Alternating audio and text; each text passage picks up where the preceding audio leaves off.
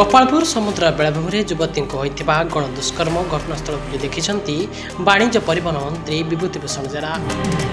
मंत्री सहित ब्रह्मपुर डीएसपी डा श्रवण विवेक और ब्रह्मपुर उपजिलापाल दिनी दस्तागिरी और तीनशी तहसीलदार समेत किसी जिला प्रशासन अधिकारी माने एक घटनास्थल में पहुंची प्रेमी जुगल कौटी बसते केउंठी युवती गण दुष्कर्म होता से नहीं ब्रह्मपुर डीएसपी मंत्री को सही स्थान देखाई।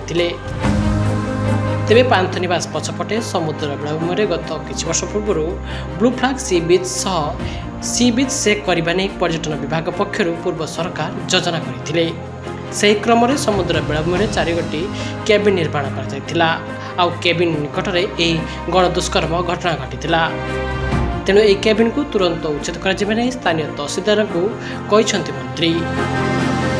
सेहीपरि समुद्र बेलाभूमि आलोकीकरण करा सहित पेट्रोलिंग को कड़ाकड़ी कर बेलाभूमि युवती गण दुष्कर्म घटना अत्यंत दुर्भाग्यजनक। घटना को गुरुतर सह नहीं राज्य सरकार। तेणु घटना को तुरंत रेड फ्लैग भाव विवेचना करा सहित तदंत प्राय क्राइमब्रांच को देइछंती। क्राइमब्रांच जड़े आईजी अधिकारी घटनार दायित्व नहीं तदंत आरंभ करते बेले पुलिस 24 घंटा मध्य समस्त अभियुक्त को गिरफ्त कर सफल होइछि। तेणु यही घटना समुद्र बेलाभूमि पुनर्बार न हुए ताहाकु गुरुत्व दे राज्य सरकार और जिला प्रशासन अधिकारी समस्त प्रकार पदक्षेप नहीं बोली परिवहन मंत्री कहते।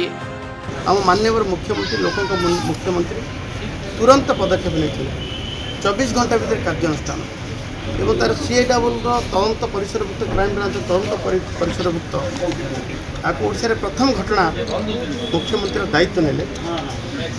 तो जो माने एभलिया आपको राजनीतिकरण कर घटना संवेदना ज्ञापन करने कथा पीड़िता को न्याय पाई प्रशासन को सरकार को सहयोग करने कथा से एभलिया कर शांत रहा दरकार। लोक मुख्यमंत्री लोक साथी अच्छा कौन से एमती अघटन घटले एभलिया अमानवीय घटना घटले सरकार कहार नुह। ब्रह्मपुर स्वाधीन पात्र का रिपोर्ट ओडिया न्यूज लाइव।